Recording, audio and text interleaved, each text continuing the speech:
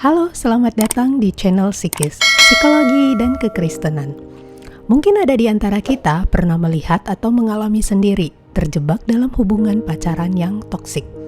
Hubungan toksik adalah hubungan beracun yang menyakitkan dan membuat kamu merasa lelah secara fisik dan juga mental. Contoh perilaku pasangan atau pacar yang toksik adalah kata-kata yang kasar, cemburu buta atau berlebihan, suka mengontrol, manipulatif yang ditunjukkan melalui suka menyalahkan, suka berbohong, mengancam, memaksa, suka memanfaatkan. Selain itu juga mereka posesif, melakukan kekerasan fisik, dan lain sebagainya. Sebagian orang akan langsung memutuskan hubungan dengan orang yang toksik tersebut, apalagi masih pacaran. Rasanya makin cepat putus, makin baik. Namun untuk orang tertentu tidak mudah mengakhiri hubungan toksik tersebut, sehingga terus memilih bertahan dalam hubungan tersebut. Kenapa demikian? Pilihan bertahan dalam hubungan toksik seringkali dilakukan oleh orang-orang yang kebutuhan dikasihinya sangat besar. Kemungkinan mereka pernah mengalami pengalaman buruk, sehingga merasa kurang bahkan tidak merasa dikasihi oleh figur-figur signifikan, terutama orang tua. Kebutuhan dikasihi yang tidak terpenuhi ini ibarat wadah yang kosong, bahkan bocor, yang akhirnya membuat seseorang cenderung fokus hanya untuk mengisi wadah kosong tersebut. Salah satu cara untuk mengisi wadah kosong tersebut adalah dengan punya pacar. Punya pacar seperti bukti jika dirinya masih diinginkan atau dikasihi oleh orang lain. Makanya, biasanya mereka takut tidak punya pacar atau takut kesepian atau takut sendirian. Tanpa sadar, mereka disetir oleh perasaan bagaimana cara mereka tetap merasa dikasihi. Makanya tidak heran mereka mudah jatuh cinta, bahkan kepada orang-orang yang tidak tepat. Mereka tidak pakai pertimbangan logis atau akal sehat untuk memilih pasangan, karena mereka mudah sekali jatuh cinta ketika ada yang memberi sedikit saja perhatian atau kata-kata manis. Ketika sudah pacaran, mereka tidak pakai pikiran logis untuk menilai sikap dan tingkah laku pacarnya tersebut.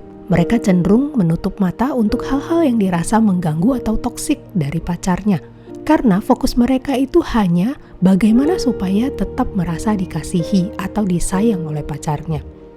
Mereka cenderung jadi bucin, mudah dimanfaatkan, bahkan rela melakukan apa aja permintaan pacar, termasuk hubungan seksual.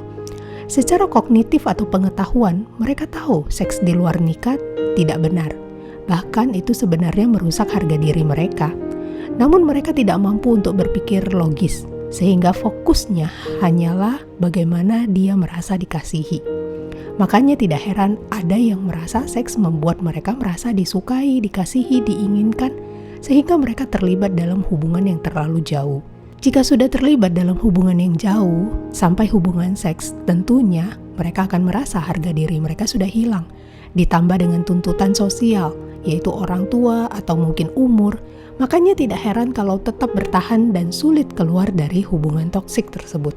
Akhirnya, hal yang dilakukan untuk menghibur diri biasanya adalah tutup mata untuk hal-hal buruk dari pasangannya yang dia lihat. Biasanya dia tutup dengan pikiran-pikiran positif atau harapan-harapan palsu. Misalnya pacarnya selingkuh atau kasar. Mereka akan tetap mikir, nanti dia bisa berubah. Apalagi pacarnya merengek-rengek dengan berbagai janji-janji palsu. Dia akan mudah luluh. Mereka merasa perlu untuk melakukan sesuatu untuk mengubah pasangannya. Untuk kamu yang berada dalam hubungan toksik, sadarlah, hubungan toksik bukan hanya merusak diri, tetapi juga merusak relasi dengan Tuhan. Sudah pasti kamu tidak bisa bertumbuh menjadi lebih baik lagi, malah memburuk dan menyakitkan.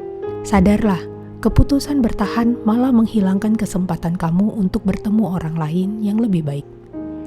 Jangan hidup dengan harapan-harapan palsu yang tidak realistis.